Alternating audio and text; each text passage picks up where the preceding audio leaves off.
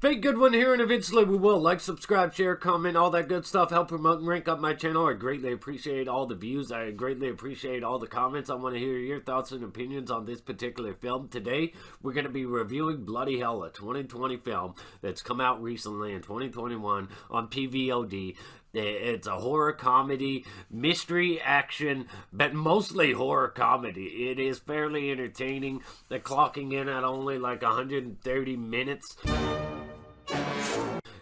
So I do recommend seeing this. It does have its flaws, but it is entertaining, and with the lack of anything else to watch, this one definitely is not even long and won't take up much of your time. But avoid the trailer at all costs because it'll give way too much away, and I'm gonna try to skirt around as much as possible, spoiler wise, to not ruin the film for you. But this film is directed by Alister Grierson, someone I'm not familiar with. I don't even know if I pronounced that right. And it's written by Robert Benjamin, stars Ben O'Toole, and that's all you need to know because this guy can carry the whole film himself. Literally, like just himself. I talk to myself. How much do you think they get for these, by the way?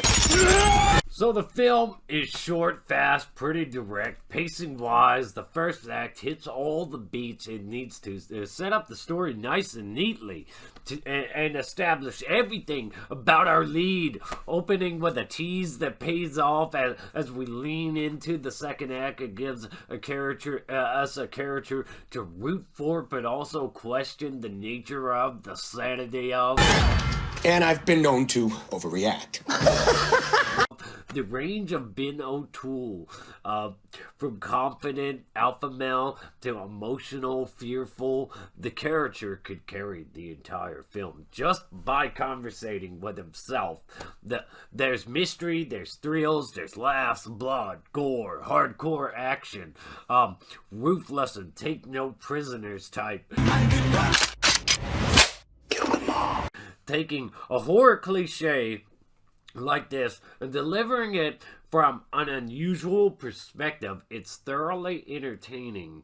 It's a thoroughly entertaining ride across the highway of hell. There's even elements in there where it tries to get like inappropriately erotic to play up for laughs. It's got everything I'd expect from a solid horror comedy. Music, scenery, the character, the main character, just depth, the level of depth there, and the backstory to the character, the build-up, the setup, that stuff was really well done, and some of the brutality in here was pretty nice. Some of the things done in here are pretty interesting and intriguing, and the character, just the main character, man, it makes it all so much enjoyable because his personality and his attitude. With that said, though, let's go ahead and move into what little negatives there are. Somewhere much worse. Alright, so the negative nitpicks on this one, very minor, actually. I mean, I do wish there was more action, more confrontations, and the first act and the second act don't blend well. Sure, they tie it up nicely. They give you an opening scene in the beginning, but then they establish all this other stuff that makes that forgettable. And when it comes full circle and leans heavily into what the opening teased, it just doesn't blend so well. And there is a disappointment going into the second act that hurts the main character in his full capability. Also, the character is so interesting. He conversates with himself. He's relying on himself as he can speak to his conscience. He doesn't really need to rely on being a listening ear for anybody or having a listening ear from anybody, just because of the dynamic there with him and his conscience. So some of that takes away from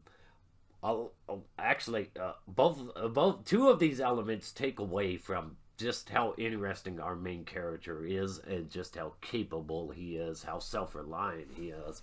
So it kind of waters him down going into the second act. Those are really my only problems with it, other than wishing for more confrontation, more action. That because the character is just a badass. But that's really all I can say negatively about the film. I do kind of wish that it wouldn't gotten more reliant on other people. So, but there are elements in there where that's kind of the point of the film, sort of, in a way. Anyways, I thoroughly enjoyed it though. So let me know your thoughts.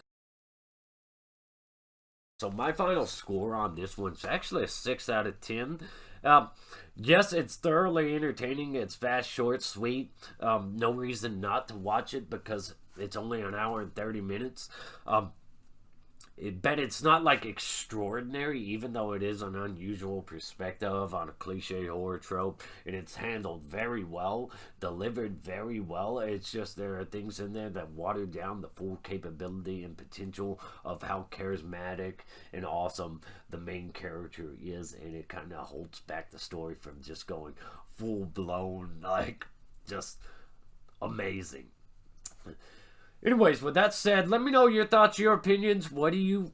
are you going to see this? Are you interested in it? Have you already seen it? What do you think about it? I want to hear your thoughts in the comment section below. I thought it was a pretty likable film, but it doesn't get a higher score than a 6 for me, because what I consider a 6 is an above average likable film, and that's exactly what this is. It doesn't cross over into 7, 8 or higher where it's really good, really extraordinary. It's just a good, solid film, and it doesn't hurt to watch it. It really doesn't. It's fast and sweet, short and sweet.